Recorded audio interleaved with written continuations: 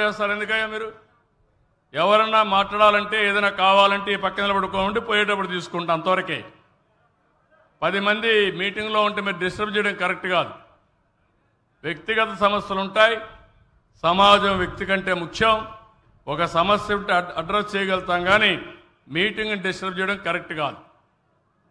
కాబట్టి మీరందరూ గుర్తుపెట్టుకోవాలి, ఎవరికి ఏ సమస్య లేకుండా ఉండాలని, పూర్తిగా ఒక్క పైసా ఇవ్వకుండా పనులు చేయాలని సంక్షేమ కార్యక్రమాలు మీ దగ్గర తీసుకొచ్చాను. మళ్ళీ ఈరోజు మీకు అంతా కూడా పింఛన్లు ఇచ్చాం. మధ్యాహ్నం పైన మళ్ళా మీకు ఒక సెల్ ఫోన్ వస్తుంది, మెసేజ్ వస్తుంది. మీ డబ్బులు మీకు సజావుగా జరిగాయా, లేకుంటే మీకు ఇచ్చిన పింఛన్లు ఎవరైనా లంచాలు తీసుకున్నారా, ఇవన్నీ అడుగుతున్నా. అడిగిన తర్వాత నాకు ఒక అవగాహన వస్తుంది. ఆ అవగాహన ప్రకారం ఎవరైనా లంచాలు తీసుకున్నారని ప్రూవ్ అయితే వాళ్ళని కూడా వదిలిపెట్టనని మరొక్కసారి మీ అందరికీ హామీ ఇస్తున్నా. ఇంకో పక్కన మీరెవ్వరు కూడా ఆఫీసులో పోవాల్సిన పని లేదు. మీ సెల్ ఫోన్ అందరికీ ఉన్నాయా? సెల్ ఫోన్లో ఉన్నాయంటే చేలిపైకెత్తండి. నేను వాట్సాప్ గవర్నెన్స్ పెట్టాను, జ్ఞాపకం ఉందా మీకు? వాట్సాప్ గవర్నెన్స్ తెలిసిన వాళ్ళు చేలిపైకెత్తండి. ఓకే, దించండి. వాట్సాప్ గవర్నెన్స్ ద్వారా పనులు అవుతున్నాయని వాళ్ళు చేలిపైకెత్తండి. వెరీ నైస్, మీరు వాడుతున్నారు, సంతోషం. రాబోయే ఇప్పటికీ 403 సర్వీసులు వస్తున్నాయి. రేపు 12వ తారీఖు 500 అవుతాయి. మొత్తం 700 ఉన్నాయి. ఇంకా 2 నెలల లోపల మీరెవ్వరు కూడా ఆఫీసుకి పోయే పని లేదు. ఫోన్ తీసుకొని నెంబర్ కొట్టి హాయ్ అని మీరు ఏ పేరుతోన్నా పిలవండి, నేను పలకతా. మీరు హాయ్ అంటే నేను పలకతా, బాబు అంటే పలకతా, కావాలంటే సిబిఎన్ అంటే పలకతా. అక్కడి నుంచి మీ పని చేసే బాధ్యత నాది. మళ్ళీ మీకు చెప్పే బాధ్యత నాది. జవాబుదారీతనాన్ని పరిపాలనలో తీసుకొచ్చే బాధ్యత నాది. ఇవి టెక్నాలజీ వచ్చిన తర్వాత ఎవరు కూడా తోక తిప్పడం లేదు, ఎందుకంటే అన్నీ అర్థమైపోతాయి. రేపు రాబోయే రోజుల్లో ఈరోజు మీరు ఈ సమస్య చెప్పారంటే, మీ సమస్య న్యాయపరమైందంటే అది జరిగి తీరుతుంది. అయితే మీరు కొట్టుకొని మీ ఇంట్లో కోర్టుకు పోయి ఈ సమస్య ఇప్పుడే పరిష్కారం కావాలంటే సమస్య ఉంటుంది. అందుకే అలాంటివి కొంచెం జాగ్రత్తగానే ఉండాలి. అవి కూడా చాలా ముఖ్యం. నేను అందుకని అన్ని సమస్యల్ని అనలైజ్ చేస్తున్నా. అన్నీ కూడా రికార్డ్ అయిపోతాయి. ఆఫీసర్లు తప్పు చేసిన రికార్డ్ అవుతాయి. మీరు గొంతెమ్మ కోరిన రికార్డ్ అవుతుంది. జెన్యూన్గా ఉంటే మాత్రం మీ చంద్రన్న సిబిఎన్ మీతోనే ఉంటాడని మరొక్కసారి హామీ ఇస్తున్నా. కాబట్టి మీరు ఎప్పుడన్నా ఊహించారా వాట్సాప్ గవర్నెన్స్లో మీ పనులు అవుతాయని ఆలోచించారా? ఏమమ్మా ఆలోచించారా మీరు అడుగుతున్నా. అదే ఈ ప్రభుత్వం యొక్క ప్రత్యేకత. ఇంకొక మాట కూడా చెప్తున్నా, నన్ను మోసం చేయాలంటే మాత్రం నేను మోసపోను. ఈ విషయం కూడా మీ అందరికీ స్పష్టంగా చెప్పేస్తున్నా.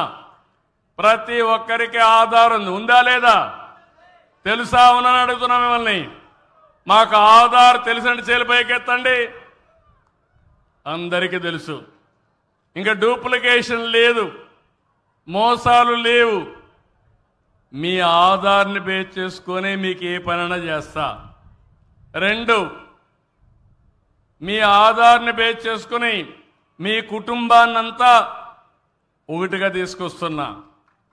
ఎంతమంది ఆ కుటుంబంలో ఉన్నారో ఆలోచిస్తున్నాను. అందరినీ పెట్టి ఆ తర్వాత మీ ఇల్లు కూడా జియో ట్యాగింగ్ చేస్తున్నా. రేపు మీకు ఏదైనా వరద వచ్చిందంటే మీ ఇంటికి తిండి పంపించాలంటే ఇప్పుడు మా ఎంఆర్ఓనో తహసీల్దారో ఎత్తుకుంటూ వస్తున్నారు, కానీ రేపు డ్రోన్ పెట్టి ఫోన్ చేసి మీ ఇంటి మీదకే పంపిస్తా. ఇంకెత్తుకునే పని లేదు. కాబట్టి అప్పుడేమవుతుందంటే డూప్లికేషన్ లేదు. కేంద్రం ఇచ్చే పథకాలు, రాష్ట్రం ఇచ్చే పథకాలు అన్నీ కూడా ఇంటిగ్రేట్ చేస్తున్నా. మీకుండే భూమి, వ్యవసాయం, వ్యాపారం, లేకుంటే ఒక చిన్న ఉద్యోగం అన్నీ కూడా ఇంటిగ్రేట్ చేస్తున్నా. ప్రతి ఒక్క వ్యక్తికి భద్రత ఇవ్వడం నా బాధ్యత. ఈ విషయం మీరు గుర్తుపెట్టుకోండి.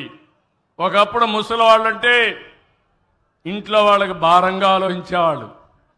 కానీ నేను ఒకటే ఆలోచించా, నేను ప్రతి ఒక్క పెద్దవాళ్ళకి పెద్ద కొడుకుగా ఉండాలని నేను ఆలోచించి ముందుకు వచ్చాను. ఈరోజు మీ పెద్ద కొడుకు ఉన్నప్పుడు మీరేమీ అధైర్యపడవలసిన అవసరం లేదు. నేను ఇచ్చే పింఛన్ వల్ల మీ కోడళ్ళు మీకు మర్యాద ఇస్తున్నారు. అవునా కాదా? పిల్లలు, మనవరాళ్ళు, మనవాళ్ళు మర్యాద ఇస్తున్నారు. అవునా కాదా? అదే మరి ఇక్కడ ఉండే వాళ్ళకైతే ఒక భద్రత ఉంది. అవునా కాదా? ఇప్పుడు వీళ్ళిద్దరిని చూశాను. వాళ్ళిద్దరిని చూస్తే సంవత్సరం అంతా 100 రోజులు కష్టపడి కూలి పని చేస్తే వాళ్ళకు వచ్చేది 30,000. నేను నెలవారీగా ఇచ్చేది 4,000. అంటే 12 నెలలంటే 48,000 రూపాయలు నేను ఇస్తున్నానని చెప్పి నేను మీ అందరికీ తెలియజేస్తున్నా. దీనివల్ల చాలా వరకు మీకు ఒక భద్రత వస్తుంది. దీని తర్వాత ఆలోచించాను, జీవితాంతం పేదవాళ్ళుగానే ఉండాలన్నా, పేదవాళ్ళుగా పుట్టడం, పేదలుగానే జీవించడం, మళ్ళా చనిపోయేటప్పుడు పేదలుగానే చనిపోవడం, ఇది ఎక్కడ న్యాయం అని అడుగుతున్నా. ఈరోజు మేము ఆలోచించాం, ఒకప్పుడు సంపద సృష్టించాలి, మార్గాలు ఏంటని ఆలోచించాం. అప్పుడే నేను పరిశ్రమలు ప్రోత్సహించాను, ఇన్ఫ్రాస్ట్రక్చర్కి ఆలోచించాం, ప్రైవేట్ పబ్లిక్ పార్ట్నర్షిప్ అన్నాం. ప్రైవేట్ వ్యక్తులు ఒక రోడ్ వేసి, ఒక టెలికాం సర్వీసులు ఇచ్చి, కరెంట్ స్టేషన్లు పెట్టి తద్వారా డబ్బులు సంపాదించే మార్గానికి దోహదం చేశాం. దీనివల్ల చాలామందికి డబ్బులు వచ్చాయి. అదే మరి మనకు వస్తువులు వచ్చాయి. ఒక నేషనల్ హైవే ఉంది, ఆటోలో పోతే డబ్బులు లేదు, ఎడ్ల బండి మీద పోతే డబ్బులు లేదు, స్కూటర్ మీద పోతే డబ్బులు లేదు, కార్లు, లారీలు, బస్సులు పోతే డబ్బులు వసూలు చేస్తారు. తప్పేంటి దాంట్లో? వాళ్ళకు కూడా లాభం. లాభం ఏంటి? రోడ్డు బాగా లేకపోతే పెట్రోల్ ఎక్కువ అవుతుంది, రిపేర్లు ఎక్కువ వస్తాయి, టైం ఎక్కువ తీసుకుంటుంది. ఇప్పుడు శుభ్రమైన రోడ్లు ఉన్నాయి, దర్జాగా పోతున్నారు, వాళ్ళ ఆదాయం కూడా పెరుగుతూ ఉంది. ఇప్పుడు నేను తీసుకొచ్చిన కార్యక్రమం కొత్తగా తీసుకొచ్చాను, దేశంలో ఎక్కడా లేదు. Public private people partnership. అంటే ప్రభుత్వం ఉంటాం, ప్రైవేట్ వ్యక్తులు ఉంటారు, పేద ప్రజలు ఉంటారు. మనం ఒక అవగాహన పెట్టుకొని ఏ విధంగా మీ జీవితాల్లో వెలుగు తేవాలని ఆలోచిస్తున్నా. ప్రజలే క్యాపిటల్. నేనున్నాను. ఈరోజు మీరు ఒక విషయం గుర్తుపెట్టుకోవాలి. ఈ జిల్లాకు వచ్చినప్పుడు నాకు ఎప్పుడు జ్ఞాపకం ఉంటాడు బాలయోగి, ఒక మంచి మిత్రుడు. బాలయోగి విషయంలో మీరు చూస్తే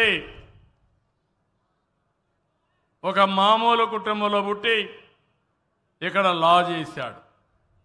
లా చేస్తే నేను ఆయన్ను గొప్పతనాన్ని చూసిన తర్వాత మొట్టమొదటిసారిగా పార్లమెంట్లో స్పీకర్గా దళితుడిని ఎంపిక చేసిన ఏకైక పార్టీ తెలుగుదేశం పార్టీ. అప్పుడు హిందీ రాదు బాలయోగికి. అందరూ అన్నారు హిందీ రాదని. నేనన్నా హిందీ రాదు కానీ కామన్ సెన్స్ ఉంది, మంచితనం ఉంది, బ్రహ్మాండంగా రాణిస్తాడని చెప్పాను. వన్ ఆఫ్ ది బెస్ట్ స్పీకర్గా రాణించిన వ్యక్తి బాలయోగి. ప్రజల మనిషి బాలయోగి. ఇక్కడ నేను చూసేవాడిని విద్య విషయంలో, ఆరోగ్య విషయం, రోడ్లు కానీ ఈ వంతెన ఇప్పించిన వ్యక్తి కూడా బాలయోగి అని చెప్పి కూడా నేను మీకు తెలియజేస్తున్నా. ఆ రోజు నాకు బాగా జ్ఞాపకం ఉంది. 96 మీరు మర్చిపోతారు కానీ 96 సూపర్ సైక్లోన్ జ్ఞాపకం ఉందా తమ్ముళ్ళు? ముమ్మడి వరం ఎప్పుడో మర్చిపోలేను. నేను ఆ రోజు మా కలెక్టర్ చెప్పాడు అప్పుడు నాకు, సార్ మీరు ఏం బాధపడక్కర్లేదు, ఏమీ కాలేదంటే తెల్లవారితో ఫోన్ చేసి అడిగితే ఏమీ కాలేదంటే కలెక్టర్ నువ్వు కాకినాడ కలెక్టర్ బంగ్లాలో ఉన్నావు, బయట వచ్చి చూడు ఏమైందో తెలుస్తుందని నేను అప్పటికే రాజమండ్రికి వచ్చి దిగాను. నాకు మా ఆర్మీ వాళ్ళు అన్నారు, మీరు విఐపి ముఖ్యమంత్రి, మీరు రిస్క్ తీసుకోవడానికి వీల్లేదు, మీ ప్రాణం ముఖ్యం, మేము మీకోసం హెలికాప్టర్ రన్ చేయమంటే గట్టిగా చెప్పా, నా ప్రాణం కంటే నా ప్రజల ప్రాణాలు ముఖ్యం, అక్కడికి వెళ్ళి తీరాలని చెప్పాను. ఆ రోజు ఇక్కడికి వచ్చా, ఎక్కడా దిగడానికి మొత్తం చెట్లన్నీ పడిపోయినాయి, రోడ్లన్నీ బ్లాక్ అయిపోయినాయి, ఎంతమంది చనిపోయారో తెలియదు, కరెంటు లేదు, నీళ్లు లేవు, అంతా ఎక్కడికక్కడ చాలా భయంకరమైన వాతావరణం. ఏదైతే భైరవ పాళ్యం బలుసు తెప్ప రోడ్డు మీద దిగా, నాకు ఇప్పటికి కూడా జ్ఞాపకం. రోడ్డు మీద దిగి ఆ ఊర్లోకి పోతే చాలా శవాలు కనపడ్డాయి. అవి చూసిన తర్వాత నేరుగా వచ్చి ముమ్మడివరం దిగా. అక్కడ కూడా దిగనంటే కాదని గ్రౌండ్లో దిగి అక్కడ చూసిన తర్వాత నేరుగా రాజమండ్రికి వెళ్ళి హైదరాబాదు పోవాలంటే పోలేకపోతే బెంగళూరుకి వెళ్ళి బెంగళూరు నుంచి ఫోన్ చేసి మా సిఎస్ చెప్పి ఆనాటి ప్రధానమంత్రికి చెప్పి మళ్ళీ తిరిగి రాజమండ్రిలోకి వచ్చి సెక్రటరియేటే రాజమండ్రికి మార్చి కనీసం నేను ఆ రోజు 15 రోజులు ఇక్కడే ఉండి మిమ్మల్ని అన్నీ చేసిన తర్వాతనే తిరిగి నేను హైదరాబాద్ పోయిన విషయం మీరు అందరూ గుర్తుపెట్టుకోవాల్సిన అవసరం ఉంది.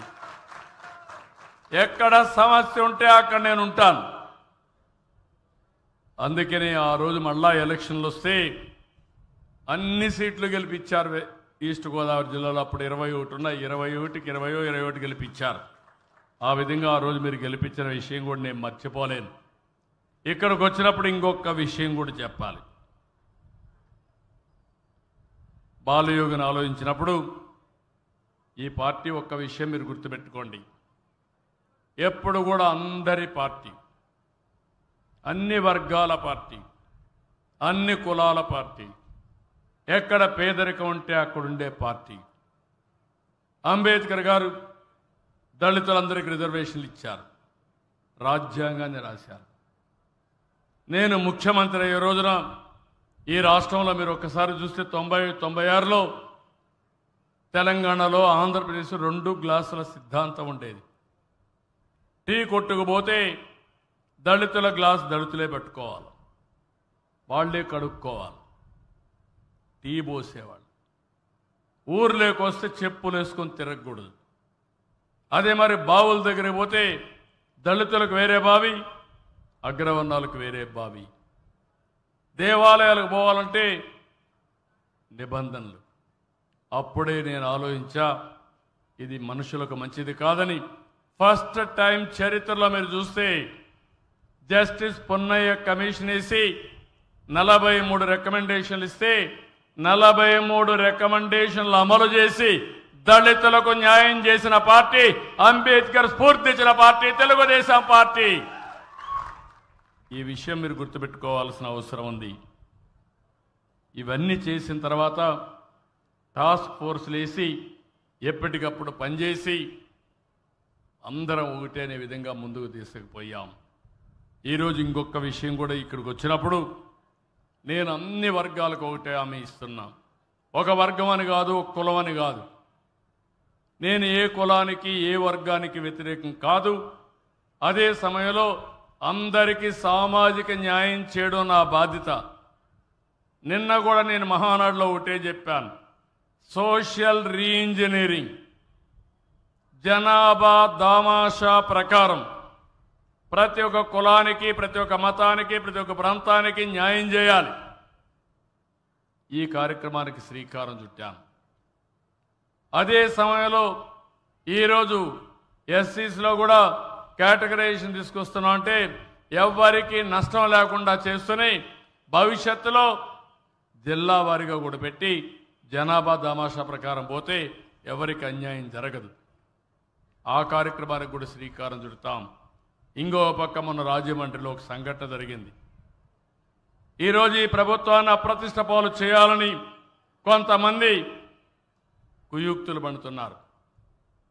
లేనిపోని సమస్యలు, సహజంగా మరణించిందని కూడా ఒక పాస్టర్ సహజంగా మరణించి దాన్ని కావాలని ఎవరో చంపారని చెప్పి పెట్టారు. నేను ఒకటే అడిగాను, నేను ఒకటే చెప్తున్నా, ఎవడైనా సరే తప్పు చేసిన వాళ్ళ పట్ల నేను చెండ శాసనుడిగా ఉంటాను తప్ప ఎక్కడా వదిలిపెట్టను. అదే సమయంలో రాజకీయం చేసి తప్పుడు ఆరోపణలు చేసి బురజల్లే కార్యక్రమం చేస్తే మాత్రం నేనంత ఈజీగా వదిలిపెట్టినా. ఒకటి ఉంది, నన్ను కూడా మోసం చేయగలిగారు. బాబాయిని చంపి గుండెపోటుగా చిత్రీకరించి తెల్లవారే కొందికి నారాసుర రక్త చరిత్ర చేసి ఆ తర్వాత ఎన్ని నాటకాలు చేశారో తమ్ముళ్ళు జ్ఞాపకం ఉందా అని మిమ్మల్ని అడుగుతున్నా. ఇప్పుడు అవే చేయాలనుకుంటున్నారు. వీళ్ళు చేసే ఘోరాలు, వీళ్ళు చేసే అరాచకాలు తిరిగి మన మీద పెట్టాలని కడాన తిరుమల తిరుపతి దేవస్థానంలో కూడా వీళ్ళు పోయేసి అరాచకాలు చేస్తూ అక్కడ ఏదో ఫెయిల్ అయిందని చెప్పాలని ప్రయత్నం చేస్తున్నారు. నేను అందరికీ ఒకటే చెప్తున్నా, డేగ కన్ను నాది, ఎవడూ తప్పించుకోలేడు. నేను అన్ని టెక్నాలజీ పెట్టేశా. తోక తిప్పితే విప్పావో కట్ అయిపోతుంది, కట్ కూడా చేయక్కర్లా, కట్ అయిపోతుంది. మీ వెనకాన్నే సీసీటీవీ కెమెరాలు ఉన్నాయి. నువ్వు ఎక్కడ పోయినా దాగలేకుండా ఉండేడుగా డ్రోన్స్ ఉన్నాయి. నిన్ను కనిపెడుతూ ఉన్నా. నేను ఉండను కానీ నేను పంపించినట్టు ఏదో ఒకటి నీ వెంటాడుతూనే ఉంటుంది. తప్పు చేసిన వాడికి మాత్రం శిక్ష తప్పదని మరొక్కసారి హామీ ఇస్తున్నా. తమాషా అనుకోవద్దండి. ఇక్కడ నేను మిమ్మల్ని కోరేది, వాళ్ళు చెప్పిందంతా కూడా బ్లైండ్గా మీరు నమ్మద్దండి. నేను చాలా విషయాలు చూశాను. ఒకప్పుడు హైదరాబాద్ ఉండేది, మత విద్వేషాలు సృష్టించేవాళ్ళు. ఎంత దురదృష్టం అంటే పక్కన పోతూ పోతూ ఒక ముస్లిం ఒక హిందువుని పొడిచేవాడు. ఆ హిందువులు ఒక 5 మంది ముస్లింలు పొడిచేవాళ్ళు. వీళ్ళు 10 మందిని పొడిచేవాళ్ళు. ఎవరు క్రియేట్ చేశారు? స్వార్థపరులు క్రియేట్ చేశారు. ఆ రోజు మత సామరస్యాన్ని కాపాడి అలాంటి వాళ్ళని తుదముట్టించిన పార్టీ తెలుగుదేశం పార్టీ. రాయలసీమలో మీరు గుర్తుపెట్టుకోవాలి, ఎలక్షన్లు వస్తే బాంబులు అడిగేవాళ్ళు. అందరూ బూతుల ఎక్స్పెండిచర్ కోసం ఏదో ఖర్చుల కోసం అడిగితే రాయలసీమలో మాత్రం మాకు ఇన్ని బాంబులు కావాలి బూత్కి అని అడిగేవాళ్ళు. నేను అనేవాళ్ళు, ఇది ఎక్కడయా అని. సార్ అది లేకపోతే పని కాదనేవాళ్ళు. అలాంటిది నేను ఒకటే ఆలోచించాను, రాయలసీమకు అన్యాయం జరుగుతూ ఉంది. ఈ బాంబుల వల్ల అభివృద్ధి ఆగిపోతూ ఉంది, దోపిడీదారులు వస్తున్నారని నిర్మోహమాటంగా యాక్ట్ చేశాను. మా వాళ్ళని అరెస్ట్ చేశా. తర్వాత అవసరం తాట తీశా. రాయలసీమలో ఇప్పుడు ముఠాలే లేవు, ఫ్యాక్షన్లే లేవు, చంపుకోవడం లేవు, చంపేది లేవు. వీళ్ళని చూసి సినిమాలు కూడా తీసేది లేదు. ఇప్పుడు ఒకప్పుడు సినిమాలు కూడా తీసేవాళ్ళు. అలాంటివన్నీ పోయినాయి. ఇప్పుడు ఇక్కడ కూడా చెప్తున్నా, మిమ్మల్ని అప్పీల్ చేస్తున్నాం. కొంతమంది కావాలని ఒక విగ్రహం ఉంటుంది, అంబేద్కర్ విగ్రహం ఉంటుంది, ఎవరో చూడనప్పుడు ఏదో చేయడం, దాన్ని చూసి ఇంకొక పక్కన ఏ ఎన్టీఆర్ విగ్రహం, మహాత్మా గాంధీ విగ్రహం, లేకుంటే రంగా విగ్రహం అవి ఉంటే దానిపైన వీళ్ళు చేయడం. అంటే విగ్రహాల రాజకీయం చేస్తున్నారు. ఇది మంచిది కాదు. అన్ని దిక్కల్లా నేను సీసీటీవీ కెమెరాలు పెడుతున్నా, నేను వాచ్ చేస్తా. అవసరమైతే అలాంటి వాళ్ళని మాత్రం చాలా కఠినంగా ఉంటామని మరొక్కసారి మీ అందరికీ విజ్ఞప్తి చేస్తున్నా. మీరు కూడా ఎమోషన్గా ఫీల్ కావద్దండి. స్వార్థపరులు చేసే పనులకు మనం ఎమోషన్ అయితే దానివల్ల అంబేద్కర్ కోనసీమ జిల్లాకే అన్యాయం జరుగుతుంది. ఆ అన్యాయం జరగడానికి వీల్లేదు. నాకు ఒక బాధ కూడా ఉంది. ఒకప్పుడు కోనసీమ తూర్పుగోదావరి జిల్లాలో నేను గొప్పగా చెప్పేవాడిని. ఈరోజు చూస్తే అనంతపూర్ జిల్లా మీకంటే ముందెళ్ళిపోతున్నారు. తలసరి ఆదాయంలో అభివృద్ధిలో ఒకప్పుడు అనంతపూర్ అంటే రాష్ట్రంలోనే వెనుకబడిన జిల్లా, కరువు జిల్లాగా మారిపోతున్న జిల్లా. ఇప్పుడు కరువు జిల్లా నుంచి భాగ్యనగర్ జిల్లాగా మారిపోయింది. ఈ విషయాలు మీరు గుర్తుపెట్టుకోవాల్సిందిగా నేను మిమ్మల్ని కోరుతున్నా. ఇవన్నీ గుర్తుపెట్టుకొని తొందరలోనే ఇవన్నీ ఆలోచించిన తర్వాత నేను ఒక సంక్షేమ క్యాలెండర్ కూడా ఇస్తా. ఏ నెలలో ఏమి ఇస్తానో చెప్పి దాని ప్రకారం ఇచ్చే బాధ్యత నేను తీసుకుంటానని మీ అందరికీ హామీ ఇస్తున్నా. అయితే నేను ఇవన్నీ చేస్తా. దీంతో నేను తృప్తి పడడం లేదు. పేదవాడు ఒక ఆదాయం పెరగాలి, మీ జీవన ప్రమాణాలు పెరగాలి. 2029కి జీరో పావర్టీ, పేదరికం నుంచి అందరూ పైకి రావాలి. 2029 నుంచి ఆర్థిక అసమానతలు తగ్గించాలి. దానికే తీసుకొచ్చా. ఆదాయం బాగా వచ్చిన 15% కింద నుండే 20% దత్తత తీసుకోవడం, మెంటరింగ్ చేయడం, వాళ్ళకు అవసరమైతే హెల్ప్ చేయడం, అవన్నీ చేయాల్సిన అవసరం ఉంది. ఇది చేయగలిగితే మానవత్వం అవుతుంది. ఈరోజు నేను ఒక మాట చెప్పాను. అంబేద్కర్ గారు గ్రేట్ ఇంటలెక్చువల్, ప్రపంచ మేధావి. కానీ ఆయన జీవితంలో కూడా మీరు చూస్తే బరోడా రాజు ఆయన చదువుకునే రోజుల్లో బాంబేలో చదువుకోవాలని నెలకు 10 రూపాయలు ఇచ్చాడు అప్పట్లో. అదే సమయంలో లండన్ పోవాలంటే, ఆక్స్ఫర్డ్ పోవాలంటే నెలకు $12 సహాయం చేశాడు. దానివల్ల అంబేద్కర్ గారు ప్రపంచ మేధావిగా తయారయ్యాడు. ఒకవేళ ఇవ్వకపోయినా అయి ఉండేవాడేమో, కానీ ఆ టైమ్లీ హెల్ప్ అనేది ఆయన జీవితానికి పనిచేసింది.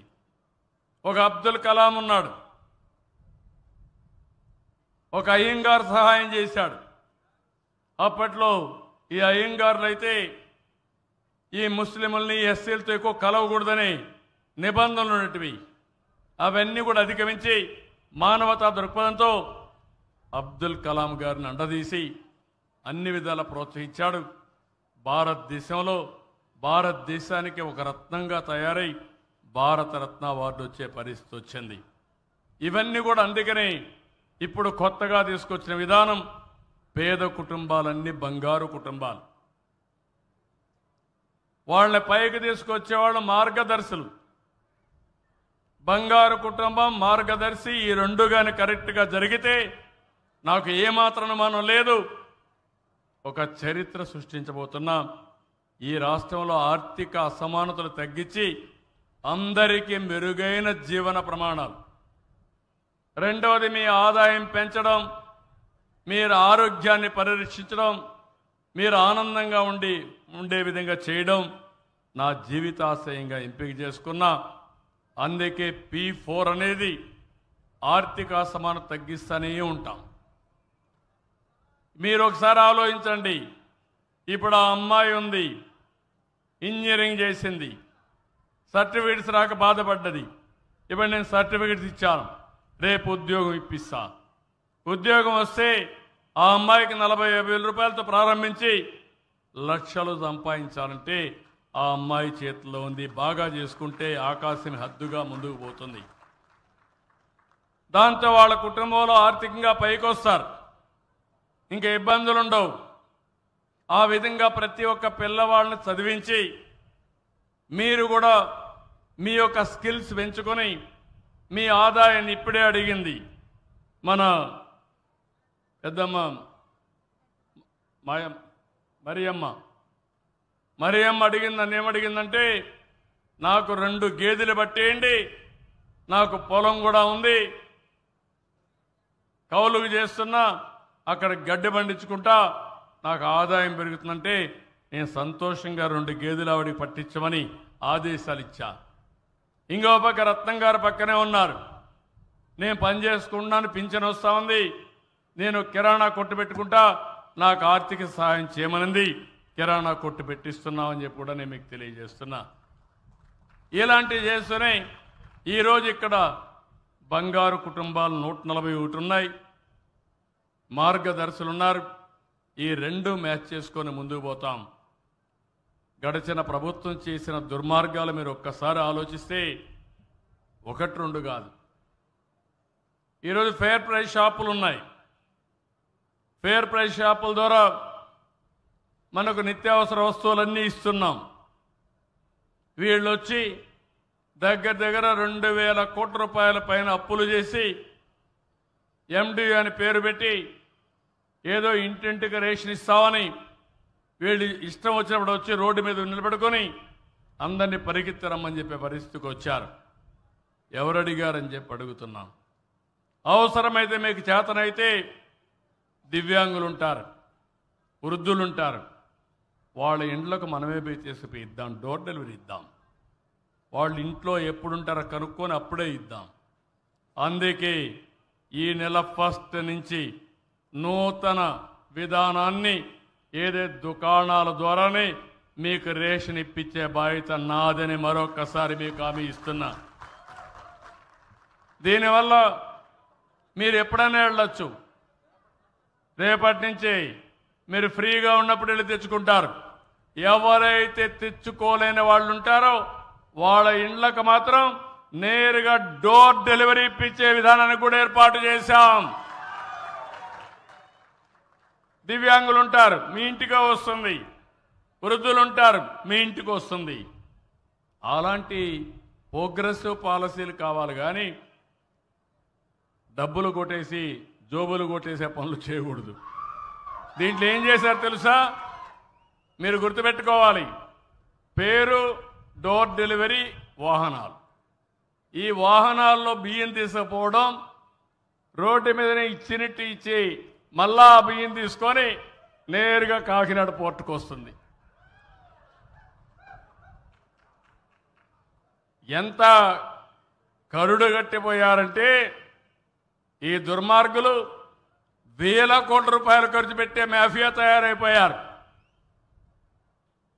రాజకీయ నాయకులు కొనే పరిస్థితికి వచ్చారు, ఆఫీసర్లు కొనే పరిస్థితికి వచ్చారు, మాఫియాలుగా తయారైపోయారు.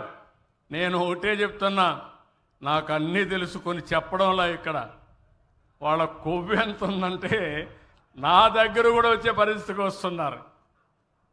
కాబట్టి వార్నింగ్ ఇస్తున్నా, మాఫియాలు జాగ్రత్తగా ఉండండి. ఎవ్వడు మిమ్మల్ని కాపాడలేడు. మీ పని మీరు చేయండి. అవసరమైతే మా వాళ్ళకు రైస్ వద్దనుకుంటే నేను వాళ్ళకి కావాలి డబ్బులే కావాలని డీబీటీ కింద వేస్తా, మీ అకౌంట్లో వేస్తా. ఆ దుకాణంలో మీకు నచ్చిన నిత్యావసర వస్తువులు మీరు కొనుక్కోవచ్చు. కావాలంటే బియ్యం కొనుక్కోండి, లేకపోతే ఇంకొక పక్కన పోతే మీకు కావాలంటే చక్కెర కొనుక్కోండి, తెను బండారాలు కొనుక్కోండి, గోధుమలు కొనుక్కోండి, కూరగాయలు కొనుక్కోండి. నాకేం బాధ లేదు. కానీ పేదవాడికి ఇచ్చే డబ్బులు పేదవాడికే చేరాలి.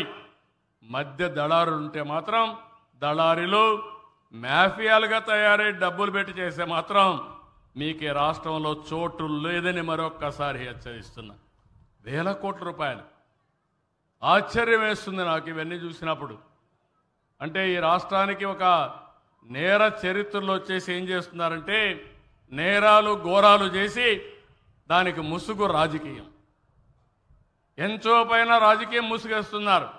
అందుకే నేను చెప్పాను, ఆర్థిక నేరస్తులు చాలా ప్రమాదం. టెర్రరిస్టులు వీళ్ళు, ఆర్థిక ఉగ్రవాదులు వీళ్ళంతా. వీళ్ళు సమాజాన్ని అతలాకుతలం చేయాలనుకుంటున్నారు. వీళ్ళ ఆటలు సాగనీయకుండా చేస్తామని చెప్పి నేను మీకు తెలియజేసుకుంటూ, నేను అందుకనే ఇవన్నీ చేసిన తర్వాత నేను ఒకటే మిమ్మల్ని అందరినీ కోరుతున్నా, ఇక్కడ అక్వా కల్చర్కి కూడా మనం సబ్సిడీ ఇచ్చాం. అది కూడా ₹50 అమలైంది కదా, ఇమ్మీడియట్గా ఇచ్చేసేయండి. ₹50 నేను చెప్పిన ప్రకారం అక్వా కల్చర్కి తప్పకుండా సహాయం చేస్తామని చెప్పి నేను మీకు తెలియజేస్తున్నా. ఇక్కడ ఇంకొక విషయం కూడా చెప్పాలి. ఇక్కడ 8 మంది 10వ తరగతి విద్యార్థులు కమిని గ్రామంలో గోదావరి స్నానానికి వెళ్ళారు. ఈ విషయం కూడా మీ అందరికీ 1-2 సార్లు నేను చెప్పాలి. కొంతమంది చాలా వెంచర్లు చేస్తున్నారు. గోదావరి లోతు తెలియకుండా స్నానానికి పోవడం న్యాయమా? మీరు ఫ్యామిలీ కూడా ఎందుకు మీరు ఎడ్యుకేట్ చేయరు? ఈత తెలియని వాళ్ళు నదుల్లోకి చెరువుల్లోకి స్నానానికి పోవడం ఇది ఎక్కడ న్యాయం? ఇలాంటివి కూడా ఎందుకు వచ్చిందో నాకు అర్థం కాలేదు. చాలామంది మరి చనిపోయే పరిస్థితికి వచ్చారు. అందుకే హెచ్చరిస్తున్నా, అందరినీ కోరుతున్నా, యువతను కోరుతున్నా, మీరు వెంచర్ చేయాలంటే వేరే మార్గాలు ఉన్నాయి, కానీ ఇలాంటి చేయకూడదు. కొంతమంది నేను చూస్తున్నాను, స్పీడ్ పెంచుతున్నారు. రోడ్డు మీద పోతూ ఉంటారు. ఆ రోడ్డు మీద పోయినప్పుడు ర్యాష్ డ్రైవింగ్, తాగేసి డ్రైవ్ చేయడం, లెక్క లేకుండా వెళ్ళిపోవడం. అంటే ఇవన్నీ ఎక్కడికి పోతున్నారు? మీ ప్రాణం ఇంపార్టెంట్. ప్రాణానికి ముప్పు వస్తుందని తెలిసినా తాత్కాలికమైన ఆనందం కోసం ఇష్టానుసారంగా పోయే పరిస్థితికి వస్తున్నారు. నేను వాళ్ళకు కూడా చెప్తున్నా, రేపు రాబోయే రోజుల్లో నేను సీసీటీవీ కెమెరాలు అన్ని రోడ్లలో పెట్టి ఎవరైనా స్పీడ్ ఎక్కువ పోయినా, తాగేసి తిరుగుతా ఉన్నా, లేకపోతే బెల్ట్ పెట్టుకోకపోయినా ఇమ్మీడియట్గా అందరిని నియంత్రణ చేస్తాను. దీనివల్ల చాలా చెడ్డ పేరు వస్తూ ఉంది రాష్ట్రానికి, మేము చేయలేకపోతున్నామని. కాబట్టి ఈరోజు మన ఎమ్మెల్యే కూడా వీళ్ళందరినీ చనిపోయిన వాళ్ళకి ఎక్స్గ్రేషియా ఇవ్వాలని ఇస్తా, కానీ ఇది అలవాటు కాకూడదు. ఆ పిల్లల జీవితాలు ముఖ్యం. కాబట్టి ఈ 10 మందికి మాత్రం ఒక్కొక్క 2 లక్షల రూపాయలు ఇస్తాం. ఇదే ఆఖరి. భవిష్యత్తులో ఇలాంటి వెంచర్ చేయొద్దని ప్రతి ఒక్కరు కోరుతున్నా.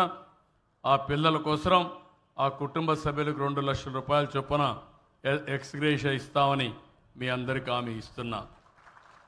ఇది కాకుండా మా ఆడబిడ్డలకు ఒకటే హామీ ఇస్తున్నా, ఎవరైనా కానీ సోషల్ మీడియాలో మీ మీద క్యారెక్టర్ అసాసినేషన్ చేస్తే అలాంటి వాళ్ళ మాత్రం నేను వదిలిపెట్టాను. చాలా కఠినంగా యాక్ట్ చేస్తా. ఇప్పటికే యాక్ట్ చేశాం. దానివల్ల చాలా వరకు కంట్రోల్ అయ్యారు. ఇంకా కొన్ని దిక్కలు ఉన్నారు.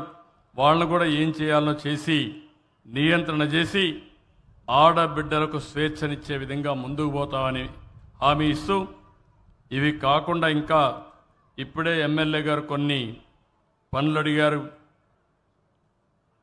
ఆ పనులు మీరు ఒకసారి చూస్తే, పల్లంకుర్రు జి మూలపాళెం బ్రిడ్జ్ ఒకటి, ముమ్మడివరం కాట్రేని కోన R&B రోడ్ ఒకటి, Gogullanka bridge, Kundaleswaram flood bank ఆధునీకరణ, చెయ్యేరులో ఇప్పుడే చెరువు చూశాను, దాన్ని CPWS ప్రాజెక్టుగా కన్వర్ట్ చేయమన్నారు. 14 ఎకరాలు ఉంది. దీన్ని కాంప్రహెన్సివ్ వాటర్ స్కీమ్గా చేసి ఎన్ని గ్రామాలకు వీలైతే అన్ని గ్రామాలకు నిరంతరం నీటి కనెక్షన్ ఇవ్వడానికి ఇమ్మీడియట్గా యాక్షన్ తీసుకుంటా. కలెక్టర్ కూడా ఆదేశాలు ఇస్తున్నా. ఎంత డబ్బులని ఇచ్చి ఇమ్మీడియట్గా చేస్తాం. చెయ్యేరు గ్రామంలో సీసీ రోడ్లు, డ్రైనేజ్ 2 కూడా పూర్తి చేయాలి. దానికి కూడా ఒక యాక్షన్ ప్లాన్ తయారు చేయమని చెప్పి కలెక్టర్కి ఆదేశాలు ఇస్తున్నా. ఈ నియోజకవర్గంలో BC residential school and college 2 కూడా గర్ల్స్ కావాలన్నారు. తప్పకుండా దీన్ని కూడా శాంక్షన్ చేస్తున్నానని చెప్పి నేను మీకు తెలియజేసుకుంటూ, నేను ఇవన్నీ చేస్తా. మీరు కూడా ఆలోచించాల్సింది, ఎక్కడికక్కడ నేను చెప్పినటువంటి ఆదాయాన్ని గ్రామంలో పెంచే మార్గం ఆలోచించుకోవడం, మన యొక్క జీవన ప్రమాణాలు పెంచుకోవడానికి ఆలోచించడం. నేను కూడా ఈ ఒక 2 నెలల్లో ఆగస్టు 15కంతా ఎన్ని కుటుంబాలు వీలైతే అన్ని కుటుంబాలకి P4ని లింక్ చేస్తాను. పెద్ద పారిశ్రామికవేత్తల్ని, NRIsని, పైకొచ్చిన సమాజంలో పైకొచ్చిన వాళ్ళందరినీ తీసుకొచ్చి ఇంటిగ్రేట్ చేస్తాను. ఈ కార్యక్రమం ఎట్లా పనిచేస్తుందో ఒకసారి మీకు ఎగ్జాంపుల్ ఇస్తా. ఇక్కడ 2 బంగారు కుటుంబాలు ఉన్నాయి. ఈ ఊర్లో 141 మంది బంగారు కుటుంబాలు ఉన్నాయి.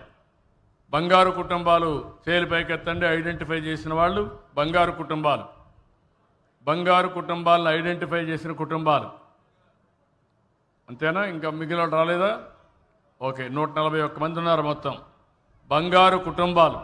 ఓకే, అదే మార్గదర్శులు ఉండేవాళ్ళు తేలిపైకెత్తని ఇక్కడికి వచ్చిన వాళ్ళు మార్గదర్శులు ఒక 7-8 మంది ఉన్నారు.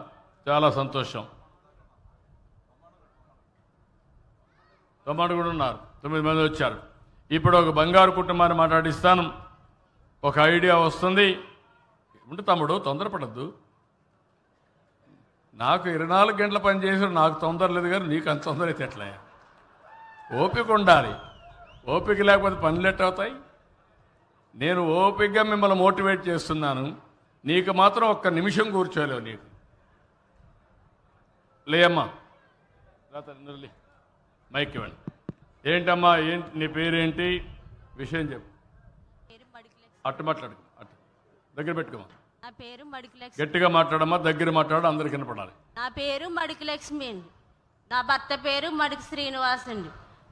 నా పెద్ద బిడ్డ పేరు తరుణి అండి. రెండో బిడ్డ పేరు తరిష్మా అండి. మూడో బిడ్డ పేరు అభిగేల్ అండి. మా ఆయన అయితే క్యాన్సర్తో చనిపోయారండి.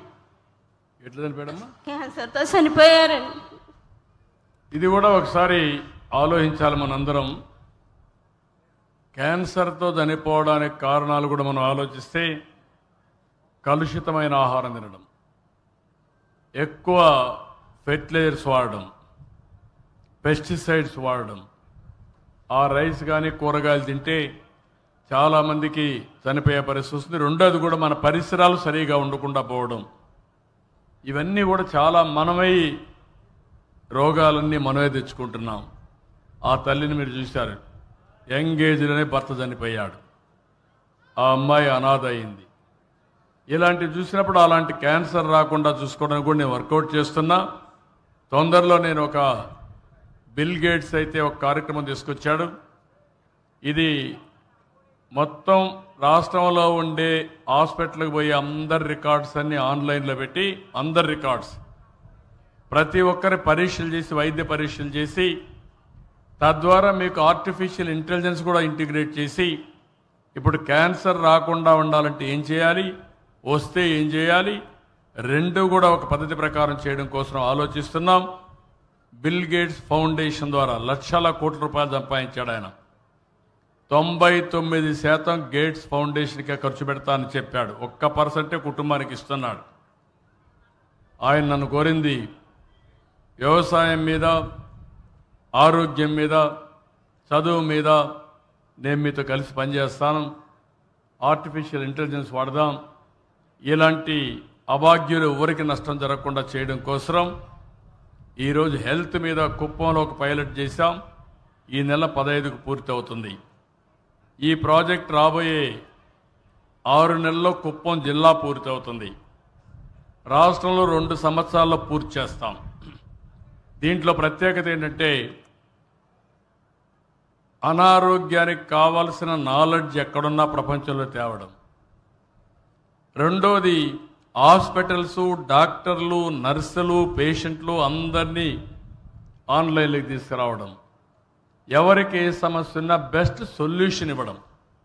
డయాగ్నోస్ ప్రాపర్గా చేసి, ఓసారి మనకి డాక్టర్లు కూడా నాలెడ్జ్ లేకుండా మనకు ఒక రోగం ఉంటే వాళ్ళకు మందు ఇస్తారు. దానివల్ల కూడా చాలా సమస్యలు వస్తూ ఉంటాయి. భవిష్యత్తులో ఇవన్నీ కరెక్ట్ చేయడానికి తీసుకొస్తున్నాం. ఇది కానీ వస్తే నాకు అనిపిస్తుంది, ఈరోజు మీరు చాలామంది నమ్మరు కానీ మన ఆరోగ్యం, మనం తినే తిండిపైన, మనం ఉండే పరిసరాలపైన, మనం నిద్రపోయే అలవాట్లపైన మన ఇవన్నీ కూడా ఆధారపడతాయి. నేను ప్రగాఢంగా నమ్మతా. ఈరోజు నేను నిద్ర లేస్తానే నా చేతిలో ఒక ఇది ఉంది, రింగ్ ఉంది, చూసారా మీరు? ఏంటి రింగు ఏంటని అడుగుతున్నా. మంత్ర రింగమా? మంత్రం చేసుకుందా రింగా అని అడుగుతున్నా. కాదు, మానిటర్ చేస్తుంది. ఇది ఆర్ఆర్ రింగ్. ఇది ఆర్ఆర్ రింగ్ అంటే మన ఆరోగ్యాన్ని అంతా కూడా దీంట్లో మానిటర్ చేస్తూ ఉంటుంది.